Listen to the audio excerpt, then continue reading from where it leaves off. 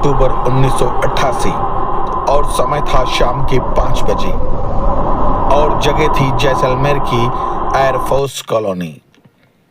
ऊंट गाड़ी आती है और एक घर के बाहर आगे जाकर रुक जाती है।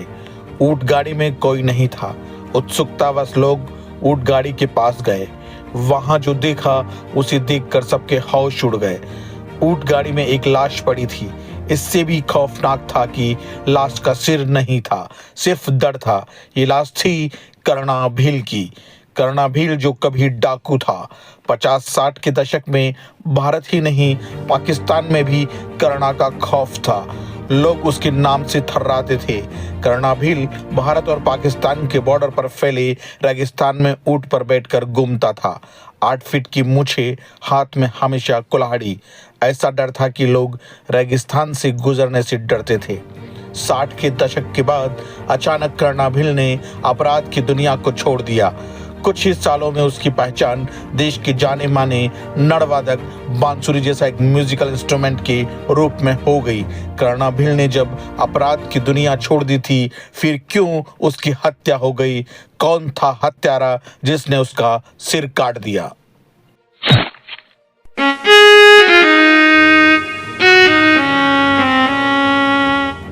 कर्णा भील जैसलमेर का रहने वाला था। 8 फीट लंबी मूछें कर्णा भील की पहचान थी। भारत और पाकिस्तान के बॉर्डर इलाके में लोगों को लूटता था। कर्णा के खिलाफ हत्या सहित 100 से ज्यादा मुकदमे दर्ज थे। उस समय भारत व पाकिस्तान के बीच कोई तारबंदी नहीं थी। ऐसे में कर्णा भील ने जैसलमेर के अलावा पाकिस्तान में भी जाकर कई क्राइम किए। कर्णा भील कई बार डकैती करने अफगानिस्तान भी जाता था। पाकिस्तान के बलूचिस्तान और अफगानिस्तान की महिलाएं बड़े शौक से नड़वादन सुना करती थी। इसी दौरान उसकी मुलाकात अफगानी लड़की लाली से हुई। कर्णा नड़ बहुत अच्छा बजाता था। लाली इससे प्रभावित हो गई। नड़ का संगीत लाली को कर्णा के करीब ले गया। लाली करीब आई तो कर्णा अपराध की दुनिया से दूर हो गया।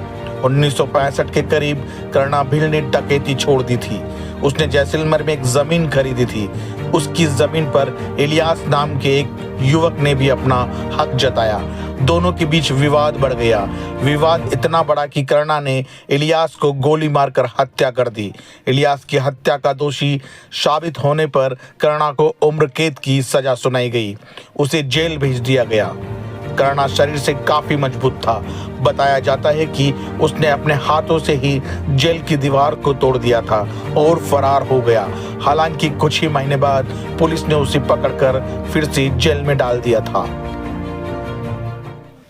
कर्णा जेल में भी अपना नड़ बजाता था।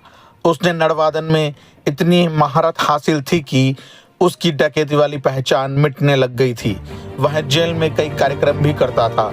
अच्छे व्यवहार को देखते हुए उसे जेल से पैरोल दे दी गई थी। कर्णा के नड़वादन की चर्चा दूर दूर तक फैलने लगी। जैसलमेर आने वाले सरकारी वीआईपी के लिए भी कर्णाराम के नड़ कार्यक्रम कराए जाते थे। कर्णा भील ने नड़वादन को इतनी पहचान मिल चुकी थी कि उस समय जैसलमेर आए तत्कालीन राष्ट्रपति ज्ञानी जैल सिंह ने भी उसका कार्यक्रम देखा। वहां कर्णा के कला प्रेम को देखते हुए उसकी सजा को माफ कर दिया गया था। उसके बाद कर्णा भील एक आम आदमी की जिंदगी जीने लग गया था। नड़ के अलावा 8 फीट की मूछ भी कर्णा भील की पहचान का अहम हिस्सा था। मूछ के लिए भी कर्णा भील का नाम Guinness book of world record में भी दर्ज है। आज भी जैसलमेर में होने वाले फेस्टिवल में कर्णा भील की याद में मूछ प्रतियोगिता कराई जाती है। अपराध को पूरी तरह से छोड़ चुका कर्णा भील अब अपने परिवार के साथ सामान्य जिंदगी बिता रहा था। उसकी उम्र थी 65 साल हो गई थी। 2 अक्टूबर 1988 का दिन आया।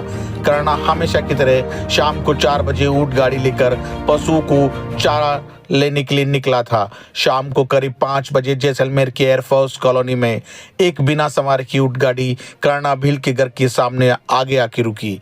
ऊंट गाड़ी में एक सिर कटी लाश थी। पुलिस मौके पर पहुंची। जांच में खुलासा हुआ कि ये लाश कर्णा भील की है। आखिरकार किसने की थी कर्णा भील की हत्या और कहां गया उसका कटा हुआ सर?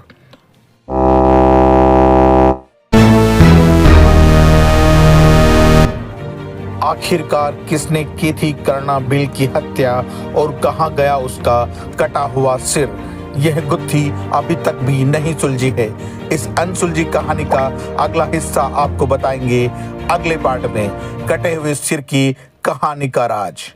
बने रहिए शिवास्त्र न्यूज के साथ। मैं दुर्गेश कुमार लक्षकार आपका अभिनंदन स्वागत करता हूं। तब तक के लिए धन्यवाद।